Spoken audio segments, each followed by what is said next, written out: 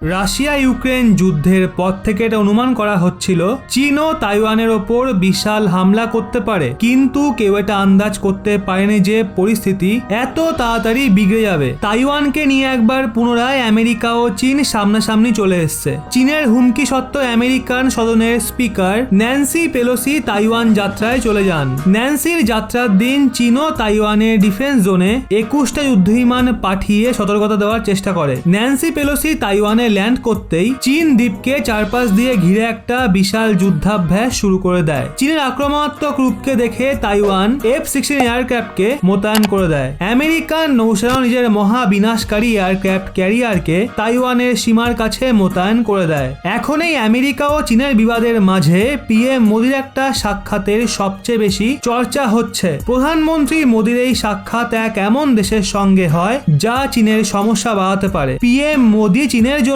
বিরক্ত মালদ্বীপের রাষ্ট্রপতি ইব্রাহিম মোহাম্মদ সোলের সঙ্গে একটা গুরুত্বপূর্ণ সাক্ষাৎ করেছে। নিজের দুর্দান্ত কূটনীতির মাধ্যমে ভারত মালদ্বীপে একটা বড় সাফল্য পেয়েছে। এই খবরটা চীনের জন্য কোনো বড় ধাক্কার থেকে কম নয়। চীনের জ্বালায় অতিষ্ঠ মালদ্বীপের রাষ্ট্রপতি ইব্রাহিম মোহাম্মদ সোলের প্রধানমন্ত্রী নরেন্দ্র মোদীর সঙ্গে দেখা করেছেন।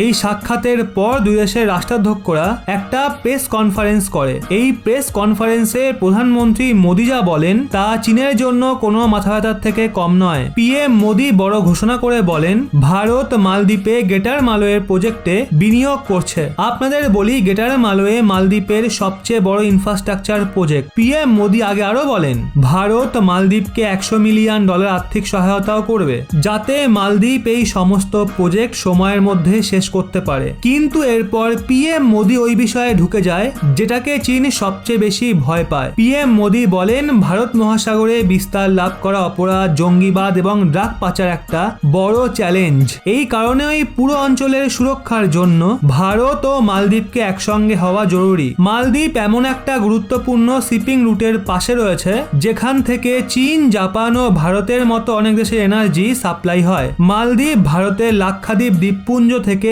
মাত্র 700 কিলোমিটার দূরে রয়েছে।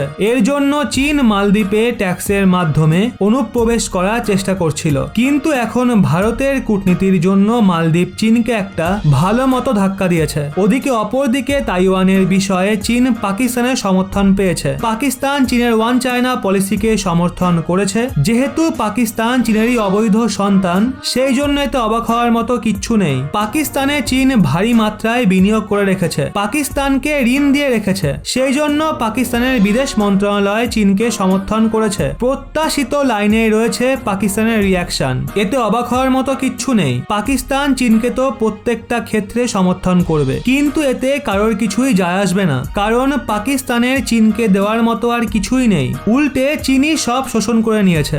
আমেরিকা চীন মুখোমুখি হলে পাকিস্তান কার পক্ষে থাকবে তাতে কোনো যায় আসবে না। পাকিস্তান শুধু এটা ঘোষণা করে আমেরিকার ওপর চাপ সৃষ্টি করার নিছক প্রয়াস করছে। পাকিস্তান আশা করছে যদি আমেরিকা ভয় পেয়ে তাদের কিছু পয়সা বা সাহায্য দেয় তাহলে তারা আবার নিউট্রাল পজিশনে চলে আসবে। এখন সিচুয়েশন তো এমনই, চীন যখন চাইবে পাকিস্তানের ইচ্ছা না থাকলেও ওই দিনই অংশগ্রহণ করতে হবে। গোলাম গোলাম পাকিস্তান পুরো চীনের দখলে রয়েছে। পাকিস্তানের প্রত্যেকটা পলিসি চীন নির্ধারণ করে, যেটা চীন চাইবে পাকিস্তানকে সেটাই করতে হবে। এবার যদি আমেরিকার কথা বলি, আমেরিকাতে রিসেশন চলে এসছে। টানা দুটো কোয়ার্টারে ওখানে পতন দেখা গেছে ইকোনমিতে, আর মনে করা হচ্ছে ওখানে আগামী দিনে যে অর্থনৈতিক অবস্থা রয়েছে সেটা খারাপ হতে পারে। আর যে যুদ্ধ হয় কোনো অর্থ ব্যবস্থাকে গতি দেওয়ার জন্য অনেক কাজে আসে, বিশেষ করে যে সাম্রাজ্যবাদী দেশগুলো হয় তাদের জন্য। তাহলে এই পুরো ক্রিয়াকলাপ হাতিয়ার বিক্রির ছক নয় তো? আমেরিকার যে মিলিটারি ইন্ডাস্ট্রি কমপ্লেক্স আছে সেটা পলিটিক্যালি মোটিভেটেড। আমেরিকার যে লিডাররা আছে তারা চায় কোথাও একটা যুদ্ধ হয়ে যায়। তাহলে আমেরিকা যে যুদ্ধ বিমান, ট্যাঙ্ক, তোপ, গোলা বারুদ এসব বানায় সেগুলো ভালো মতো বিক্রি হবে। যবে থেকে ইউক্রেন যুদ্ধ শুরু হয়েছে তবে থেকে আমেরিকার অস্ত্রশস্ত্র 50% বেশি বিক্রি হওয়া শুরু হয়েছে। এইভাবে যদি তাইওয়ানের মাথার ওপরেও বিপদের কালো মেঘ ঘনিয়ে আসে তাহলে আশেপাশের যে ছোট দেশগুলো রয়েছে যেমন ভিয়েতনাম, ফিলিপিন্স, মালয়েশিয়া, তারাও ভয়ে ভয়ে আমেরিকার থেকে অস্ত্রশস্ত্র কিনবে।